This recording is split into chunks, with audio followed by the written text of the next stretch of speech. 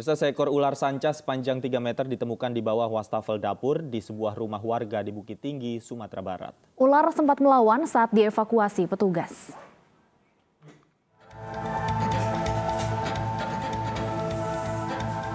Relawan Palang Merah Indonesia Kota Bukit Tinggi, Sumatera Barat mengevakuasi seekor ular sanca batik dari rumah warga. Ular sepanjang 3 meter ini ditemukan penghuni rumah di bawah wastafel dapur. Ular ditemukan saat anak pemilik rumah sedang meletakkan piring di wastafel, kemudian mendengar suara dari bawah wastafel. Panggil sama anak dokter sekitar 3 meteran. Posisinya di bawah tempat cucian wastafel, tapi pakai pintu. Jalan masuknya entah dari mana, tahunya udah ada di dalam. Soalnya pas anaknya buka, dia kaget. Langsung manggil ke PMI. Saat dievakuasi, ular sempat melawan. Ular diduga datang dari saluran pembuangan air untuk mencari makan. Ular ini kemudian dibawa petugas untuk dilepaskan ke habitatnya yang jauh dari permukiman warga. Dari Bukit Tinggi, Sumatera Barat, Wahyu Sikumbang, iNews melaporkan. Pemirsa, warga Langkat, Sumatera Utara dihebohkan dengan aksi pria misterius tanpa busana. Pria terekam CCTV saat berupaya masuk ke rumah warga.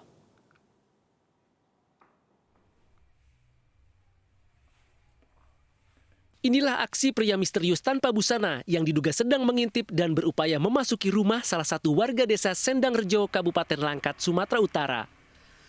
Berdasarkan pengakuan warga, pria yang hanya memakai penutup wajah ini sudah sering berkeliaran saat malam hari.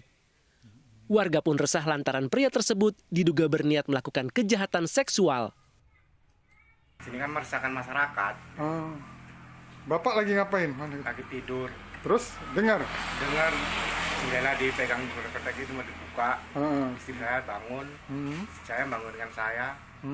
Terus saya bangun, nengok CCTV, dia nampak situ, terus gue gedor jendela, dia pergi. Oh, sempat abang ini suruh pergi? Iya, pergi kok gitu. Oh, tapi dia perginya kayaknya nggak lari apa? Pelan aja dah, slow aja ya. Lebih lanjut, warga berharap pria misterius yang kini dijuluki kolor ijo tersebut segera ditangkap. Dari Binjai, Muhammad Zainal Tanjung, iNews melaporkan. Lantas seperti apa perkembangan penyelidikan atas keresahan warga Langkat terkait fenomena kolor ijo ini? Sudah bergabung bersama kami Bapak Eron L. Damanik, Antropologi Universitas Negeri Medan. Selamat sore Pak Eron. Selamat sore Bapak dan Ibu. Baik, ada Davi dan Stefani di studio Pak Eron ya. Pak Eron, ini warga Binjai juga dihebohkan dengan fenomena katanya ada kolor ijo ini. Bagaimana dari sisi antropologis melihat ini seperti apa? Iya, baik, terima kasih. Ya, ini memang dalam 2 hari terakhir, terutama semalam sampai hari ini kan ada di Sumatera Utara menghebohkan yang disebut dengan adanya sosok yang disebut dengan kolor hijau di Sumatera Utara dan berkeliaran di Langkat. Nah, saya ingin terlebih dahulu menjelaskan ya, apakah benar-benar ada kolor hijau itu, gitu ya. Maka jawabannya adalah sepanjang yang kita ketahui dan sepanjang dalam penyelidikan kita sebenarnya, ini kan kolor hijau ini adalah folklore yang berkembang pada komunitas Jawa khususnya, gitu ya. Kita tahu bahwa komunitas Jawa ataupun entitas Jawa ini kan banyak sekali folklore yang berkembang, yang diketahui itu menyoal tentang katakanlah jenis-jenis makhluk-makhluk ataupun hantu-hantu yang ada di dalam masyarakat.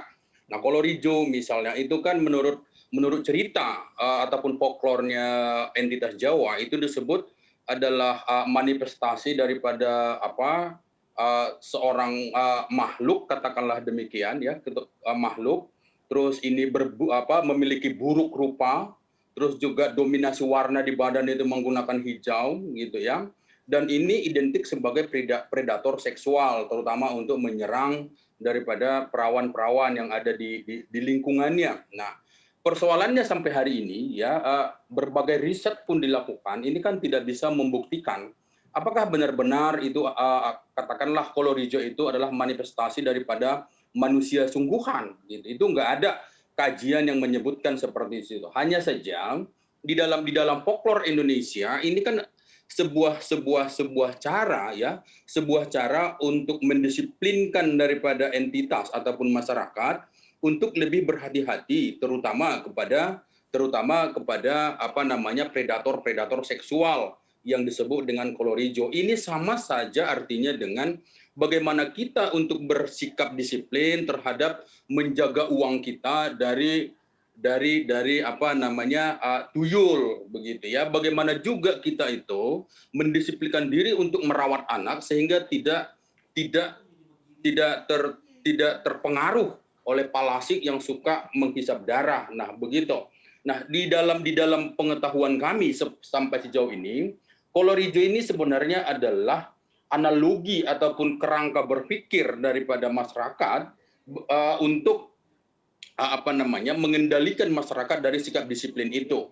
Nah, hari ini misalkan di Langkat ada yang disebut dengan kolor hijau ya. Kalau kita melihat video-video rekaman yang beredar di masyarakat, ini kan manusia sungguhan sebenarnya ya, manusia sungguhan. Bukanlah dia pesugihan, bukanlah dia orang yang sedang menuntut ilmu hitam, katakanlah seperti itu. Nah, jangan-jangan ini ada motivasi lain, misalnya untuk mengambil yang bukan miliknya. Nah, makanya di sini sebenarnya peran serta daripada penegak hukum, katakanlah kepolisian, itu penting untuk menyelesaikan kasus ini, sehingga masyarakat juga tidak terlarut-larut di dalam keresahan-keresahan, gitu ya. Kalau kita melihat misalnya, itu kan manusia normal ini, ya, menggunakan penutup kepala orange dan dia bugil gitu ya, katakanlah seperti itu. Nah, saya tidak melihat ada di sini sebagai sosok-sosok yang mengerikan ya. Sesuai dengan analogi yang analogi kita tentang kolor hijau itu yang berwajah seram, bertanduk dan memiliki taring seperti itu ya. Tapi ini justru saya lihat manusia normal sebenarnya. Jadi bisa ya. dikatakan kolor hijau ini sebenarnya hanya sebatas mitos begitu, Pak Eron? Ya, benar. Ya, ini adalah folklore ya yang berkembang luas pada entitas Jawa, gitu ya. Pada komunitas di Sumatera Utara, entah itu Batak katakanlah Melayu seperti itu justru tidak mengenal yang disebut dengan kolor hijau ini. Gitu. Dan ini hanya ada pada produk berpikir kita sebenarnya, gitu ya. Nah, bukanlah. Yang menarik kalau kemudian Anda katakan ini sebenarnya mitos yang berkembang di Jawa. Nah, mengapa kemudian masyarakat Langkat juga bisa menyebut fenomena ini sebagai kolor hijau, Pak Eron? Ya betul gitu ya, Mbak. Ini kita nggak bisa kita pungkiri di Langkat ya, di Medan juga, di Serdang Bedagai, di Tebing maupun di Simalungun sampai Labuan Batu, itu 50% komunitas yang ada di sana itu adalah orang Jawa. Ini adalah dampak daripada pembukaan perkebunan di era kolonial, ya. Nah, di sana adalah komunitas Jawa. Kemudian juga di lokasi yang disebut sedang berkeliaran kolor hijau ini begitu. Nah, ini adalah di tempat pemukiman etnis Jawa di Langkat, gitu. Jadi boleh saja ya, mungkin saja bahwa konstruk berpikir yang terbawa dari tempat asal itu juga tergiring di daerah migran, ya, di daerah tempatan. Nah, inilah yang saya duga bahwa kolor hijau ini sebenarnya ini kan ungkapan daripada masyarakat. Kalau kita membandingkan misalnya sosok ini dengan yang ada dalam konstruk berpikir yang sebenarnya, katakanlah kolor hijau itu harus berwarna hijau, terus juga memiliki tanduk, terus juga memiliki taring dan buruk rupa begitu. Ini kan sama sekali paradoks, gitu ya. Hanya saja melihat tingkah laku yang telanjang, kemudian juga sering berkeliaran seperti itu katanya di daerah sekitar di lokasi kejadian ini, maka masyarakat itu menganalogikan dan menyebutkan bahwa ini adalah kolor hijau. Ya, ini adalah untuk menyerang daripada perawan-perawan yang ada di sekitar daerah, gitu ya. Itu yang bisa saya simpulkan sebenarnya. Nah, ini murni mungkin ini ada niatan kriminal sebenarnya. Baik, ya. Baik Pak Eron.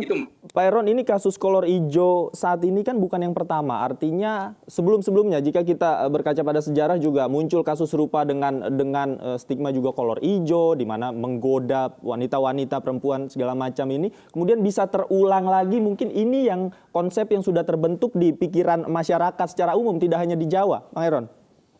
Ya, benar gitu. Jadi di beberapa daerah juga ya, di beberapa daerah seperti di Sulawesi gitu ya, mereka punya nama sendiri ya, nama sendiri yang sebenarnya itu identik dengan kolor hijau tapi memiliki nama yang berbeda untuk menyebutkan sosok-sosok yang seperti ini yang disebut juga itu menyerang atau untuk mendapatkan lawan-lawannya, terutama perempuan-perempuan yang masih perawan.